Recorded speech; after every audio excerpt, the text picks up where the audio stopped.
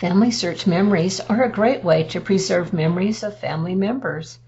You can easily attach digitized photos, stories, documents, and audio files.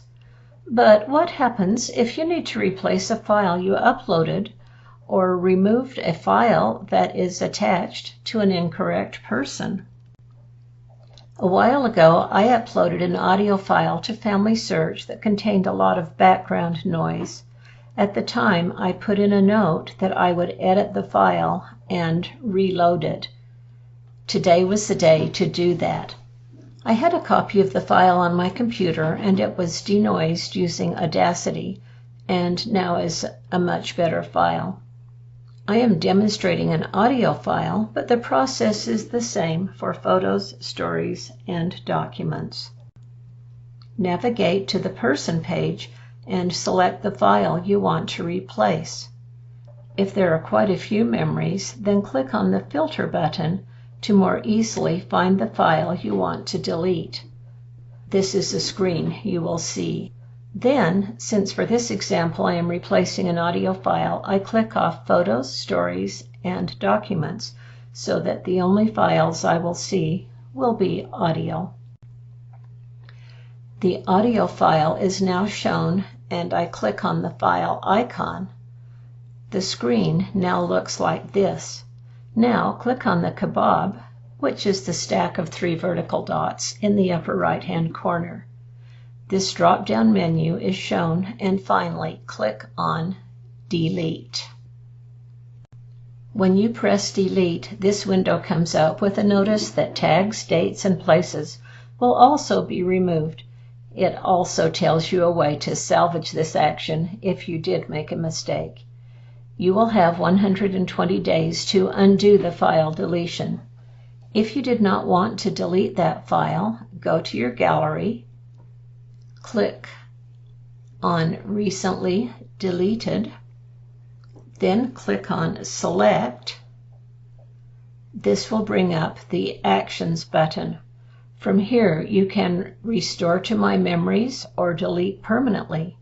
If you do nothing, the file will automatically be deleted in 120 days. Now that the file I want to replace is deleted, I upload the edited file in the normal way you add memories to FamilySearch. Here you see the new file on the Memories page.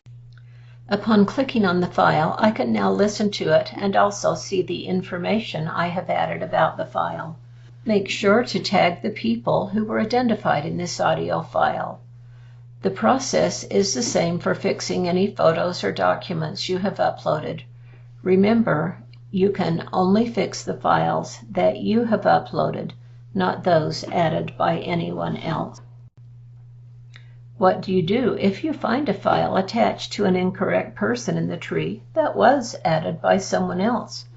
I found this transcription of an obituary that has absolutely no reference to my family member or any other relatives. You can contact the person who added the memory with a polite request to remove the file along with your reason. If this does not work, you can detach the tag and the file will no longer appear with the incorrect person. Because I did not hear from the person who attached the memory, and I did not want the incorrect memory attached to the person, I decided to go ahead and detach the tag.